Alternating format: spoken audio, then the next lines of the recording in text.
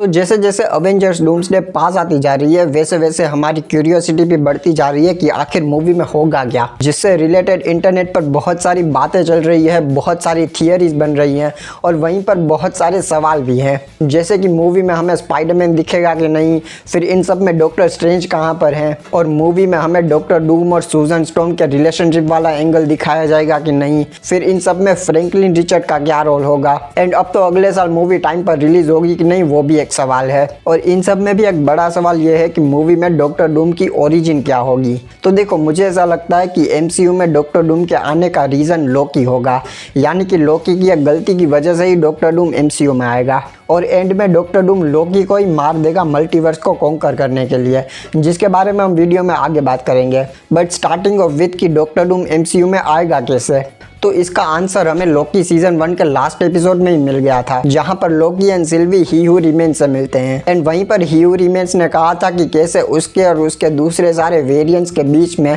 Multiversal war शुरू हो गई थी। एंड फिर एंड में ही हू रिमेन्स ने उस मल्टीवर्सल वॉर को एंड किया एंड सबको सेफ रखा, विच मीन्स पूरे मल्टीवर्स को सेफ रखा, जिसका मतलब है उसने फ्यूचर की सारी पॉसिबिलिटीज देखी थी कि कौन सा यूनिवर्स में क्या होने वाला है फ्यूचर में, क्योंकि ही हू रिमेन्स को पता था कि उसके दूसरे मल्टीवर्सल वेरिएंट्स के अलावा भी पूरे मल्टीवर्स में और भी बहुत बड़े बड़े थ्रेट्स एग्जिस्ट करते हैं, जैसे कि डॉक्टर डूम। एंड इन सारे मल्टीवर्सल विलन्स को प्रिवेंट करने के लिए ही हू रिमेन्स ने सीक्रेट टाइमलाइन एंड TVA का क्रिएशन किया था, क्योंकि हो सकता है कि ही हू रिमेन्स ने मल्टीवर्स में कोई ऐसी पॉसिबिलिटी देखी हो जहां पर डॉक्टर डूम ने सारे यूनिवर्स ख़त्म करके अपना खुद का बेटर वर्ल्ड क्रिएट किया हो, जैसा उसने कॉमिक्स में सीक्रेट वॉर्स में भी किया था, जहां पर सारे सुपर हीरोज उसके कंट्रोल में थे एंड वो खुद गॉड एम्परर डूम बन के बैठा था। और हो सकता है कि ऐसा कुछ ना हो, इसलिए ही हू रिमेन्स ने वो सारी पॉसिबिलिटीज इरेज कर दी हो जिस पॉसिबिलिटी में कोई कैरेक्टर मल्टीवर्स में कुछ कर सके। और यही एक रीज़न हो सकता है जिसकी वजह से सिल्वी को TVA ने उठाया था, क्योंकि हो सकता है कि किसी तरह से सिल्वी भी उसी टाइमलाइन को बिलोंग करती हो, इसलिए हो सकता है कि ही हू रिमेन्स ने वो सारी टाइमलाइंस इरेज कर दी हो जिसमें ऐसा कुछ हो सके। फिर लोकी सीजन 1 के एंड में Loki and Sylvie He Who Remains के पास जाते हैं,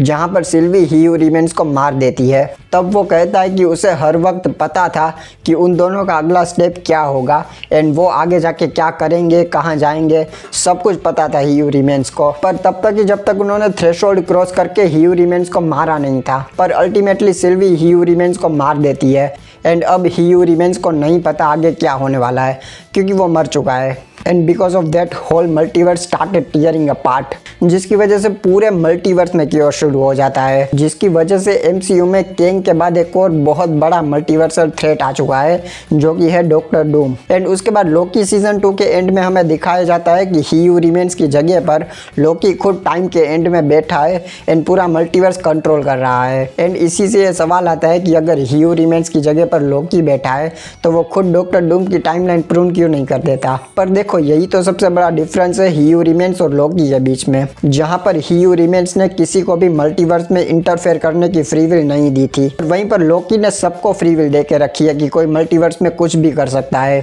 एंड फिर भी TVA वाले उस टाइमलाइन को आके प्रूव नहीं करेंगे, जैसा उन्होंने लोकी एंड सिल्वी के साथ किया था, जिससे डॉक्टर डूम को भी फ्री विल मिल जाती है मल्टीवर्स में इंटरफेयर करने की। पर फिर भी डॉक्टर डूम अभी भी इतना पावरफुल नहीं होगा कि वो खुद से मल्टीवर्स में इंटरफेयर कर सके, और इसलिए उसे उससे भी बड़ी पावर्स की जरूरत होगी एंड वो बड़ी पावर होगा फ्रैंकलिन रिचर्ड।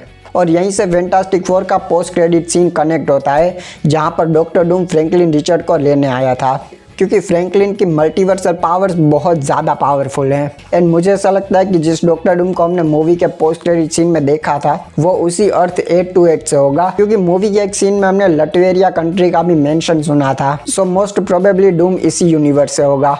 पर अभी भी फ्रैंकलिन सिर्फ 4 साल का है, तो उसकी पावर्स की मदद से एक पूरा बेटर वर्ल्ड क्रिएट करना बहुत मुश्किल होगा, और इसलिए मोस्ट प्रोबेबली डॉक्टर डूम लोकी के पास जाएगा फ्रैंकलिन को लेके, ताकि वो फ्रैंकलिन की पावर्स की मदद से लोकी को हरा दे एंड उसकी पावर्स वो खुद ऑब्जर्व कर ले, क्योंकि पूरे मल्टीवर्स को खत्म करके एक नया यूनिवर्स बनाना उसके लिए बहुत सारी पावर चाहिए होगी डूम को। एंड वो सिर्फ फ्रैंकलिन या फिर लोकी की पावर से नहीं होगा, उन दोनों की पावर्स कंबाइन करके यूज करनी पड़ेगी, तभी डॉक्टर डूम एक नया यूनिवर्स बना पाएगा। वहीं पर लोकी की पावर्स लेने के लिए डूम फ्रैंकलिन की मदद से लोकी को मार देगा। एंड देखो, आई नो ये सुनने में बहुत ज़्यादा क्रेजी लगता है, पर ट्रस्ट मी, फ्रैंकलिन लोकी से बहुत ज़्यादा पावरफुल है। इसे तुम ऐसे समझो कि लोकी तो फिर भी यूनिवर्स एंड टाइमलाइंस को कंट्रोल करता है, उन्हें मेंटेन करता है, पर वहीं पर फ्रैंकलिन इतना ज़्यादा पावरफुल है कि वो अपनी पावर्स की मदद से स्क्रैच से एक नया यूनिवर्स बना सकता है, जो कि टेक्निकली फ्रैंकलिन को लोकी से ज़्यादा पावरफुल कैरेक्टर बनाता है।